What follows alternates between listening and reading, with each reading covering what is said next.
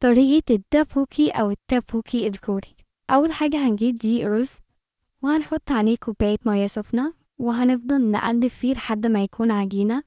بعد كده هنبدأ نكوره ونفرده، ونحطه على حمام ماء بخار، يعني نحط مصفى وتحتيها مية، ونسيبه كده بالبخار بيستوي. كل شوية نبص عليه، وأهم حاجة إن احنا ما نخليهوش يلزق أو يتحرق من جنب واحد. كل شوية بنقلب على جنب، واحدة واحدة بنجيب معلقة أو شوكة، ونبدأ نغزها أو نعمل شوكة جواها، عشان لو طلع الشوكة أو المعلقة طلعت بعجينة مش بردة أو بالدقيق بتاع الرز، ما معنى كده إن هي استوت. هنا أنا كنت بجرب، بس كان بالنسبة لي كنت شايفاها لسه عايزة شوية كمان. جربتها مرة أخيرة عشان أتأكد، لقيت إن هي لسه محتاجة إن هي تتقلب على الناحية التانية.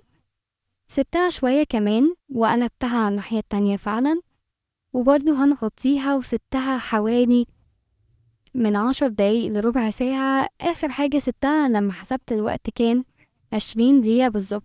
بعد كده هنا خلاص اتأكدت إن هي استوت، بشيلها بقى وبحطها على جنب وبسيبها لحد ما تبرد، وابدأ أجهز معايا الصوص بتاع التابوكي والخضار اللي أنا هستخدمه معاه. هنا بوريكي ان هي عشان تتأكدي ان هي استوت بتمسكيها وتشكليها، مش بتلزق في ايديكي. طالما ما لزقتش في ايديكي يبقى انت كده ماشية تمام. نبدأ بقى نسيبها على جنب زي ما قلنا تبرد، ونبدأ نجهز حاجات الصلصة.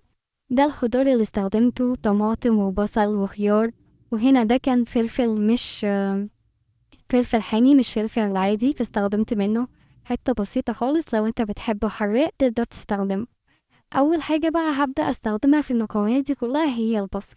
هحط نقطه زيت زيتون، طبعا المفروض زيت سمسم بس ما كانش عندي سمسم، حطيت زيت زيتون.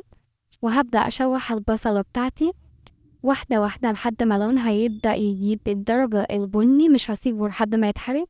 وهضيف باقي الخضار بتاعي، طماطم والجزر والفلفل، وابدا اقلبهم لحد برضو ما الطماطم احس ان هي ابتدت تدبل. بعد كده هبدأ أحط الصويا صوص بتاعتي، مش هحط منها كتير، معلقة صغيرة. وهبدأ برضو أرجع أقلب تاني وشوية، وارجع أحط دبس الرمان. دبس الرمان أنا بحس إن هو بيدي مزازة، وفي نفس الوقت بصراحة بيغير التست بتاع الأكل كله. الصوص نفسه بيبقى طعمه حلو. خلاص حطيته، واحط الصلصة بتاعتي وابدأ اقلب لحد ما الصلصة تتسبك.